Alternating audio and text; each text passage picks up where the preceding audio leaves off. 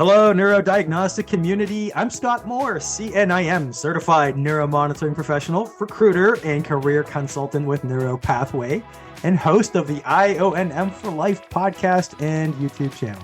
And I am Danielle Stewart, your neuromonitoring meme queen. On behalf of ASNM, your Intraoperative Neuromonitoring Professional Society, happy Neurodiagnostics Week. I think by day 5, we're going to get that in sync, Danielle. We're doing good now. Probably. We'll do that. So thanks for joining us on our 5 days of Neurodiagnostic Atomic Habits during Neurodiagnostics Week. The small incremental changes we make and the habits we ingrain into our workflow are what lead us to improvement and eventual success in our field. We crowdsourced from your colleagues to create this list, and today's Neurodiagnostic Atomic Habit is do it the same way every time. Do it the same way every time. Okay, yes. So what are we talking about here? What are our colleagues talking about here? Don't forget, these are the atomic habits that your colleagues said in vast majority, what is like the most important bits of wisdom you should take into your operating room life every day. And so do it the same way every time. What does that mean, Danielle? Well, it's just consistency. Like get into the same habits of setting up your case, going to see the patient, so that essentially, because we work so early sometimes and we're running on low sleep, you could do it in your sleep if you really had to. I have. I've been there. I think we've all been there. I think we've all been there. Yeah. When you get on call or whatever, and like it's like 1 o'clock in the morning, you're just at the cardiac case, it's like brainstem. Yeah. I mean, it's muscle basically, memory. Muscle memory. Exactly. Like, exactly what you're doing. You say, okay, this is a lumbar case. I know I need this many electrodes. So I have to have, this many pairs set up and, my pods. Well, some people, I guess, do some at the feet, some at the head. Some people do everything at the head. So it's doing it the same way every single time so that you don't get confused, you don't lose track, and you know exactly what you're doing.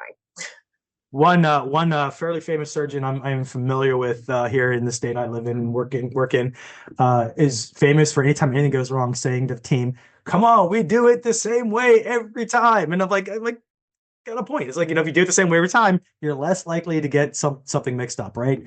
And again, this is so important for us because there's so many little tiny steps, incremental steps we got to do every day to start our day. We have to check in at the OR desk. We have to make sure that we have talked to the surgeon. We have talked to the anesthesia team. We have interviewed the patient. Okay. When we interview the patient, we have to go through a stepwise process and assess everything and ask all the right questions, get the signatures and approvals, make sure that the patient doesn't have any questions, right?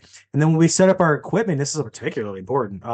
If you set it up the same way every time, if you use the same colors for your electrodes, if you use the same labeling system, whatever it is, equipment's hanging here, the cables are run this way, you're going to have, you just reduce the uncertainty that's going to involve either C-arm, grabbing your cable, pulling electrodes out, switching your PTN electrodes, which I'm notorious for, and 20 years of my history of working in neuromonitoring.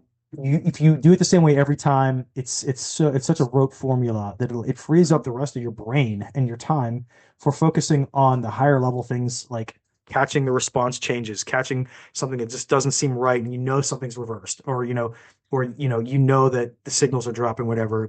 Everything is just automatic, and including troubleshooting too. I'd say with troubleshooting, it's like starting in one spot. I always like to start at the computer and work my way to the patient, essentially. So it's like impedance check, every software seems to be running okay. No, nothing was changed there. Cables are plugged in correctly all the way out to the patient. The electrodes, and the checking each electrode, et cetera, and what the surgeon is doing. But if you have a system, it reduces the chance that something's going to go wrong. Danielle, what do you have to think about? What do you say about that? No, yeah. Speaking on like troubleshooting, for example, like I do it the same way every single time because just like you, my last resort is to go to the patient and mess with anything at the patient. I want to try to troubleshoot it at the computer, but I can do it quietly and nobody really notices, right? So the surgeon's not like, "What's the matter?" It's like, no, everything's fine. Just doing tons of technical work right now. So every single time, if I'm not getting SSEPs or signals, I automatically increase the stim. If that doesn't seem to do anything, I go to increase the pulse width. If that doesn't seem to do anything, then I change up the rep rate. And then, each step after that, you do it exactly the same way every single time. So then it's a process. So you haven't missed anything either. I think that's the biggest part of it is that, I've literally done everything that I can possibly think of. And so it is what it is at this point. Absolutely. Well said. Yeah. So again, develop some consistencies, develop your own personal pattern, and just remember your training when things start to go wrong. And then you'll be so much more successful and efficient at solving the problems that are inevitably going to come up because healthcare is Murphy's Law, right? So, all right. Exactly. All right. Well, this is another really good discussion. Thank you, Danielle. Danielle, thank you everybody for joining us. Catch us tomorrow for the next Atomic Habit. And make sure that you follow Stickum on Instagram and IONM for Life. And most importantly, ASNM on LinkedIn, Instagram, and YouTube for more content that's created by colleagues for you. So, see you back here tomorrow. Bye.